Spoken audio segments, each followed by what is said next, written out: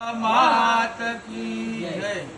હારોલી ગામ વેણવાળા ખોડિયાર માતાજીનું મંદિર લાલકર બાવાના મઠે તારીખ 18ના રોજ રવિવારે બપોરે 2 થી 8 કલાક દરમિયાન માતાજીના આનંદના ગરબાની અખંડ ધૂન રાખવામાં આવેલી છે। તો દરેક માય ભક્તોએ આનંદના ગરબાનો અને મહાપ્રસાદનો લાભ લેવા માટે જરૂર પધારશો।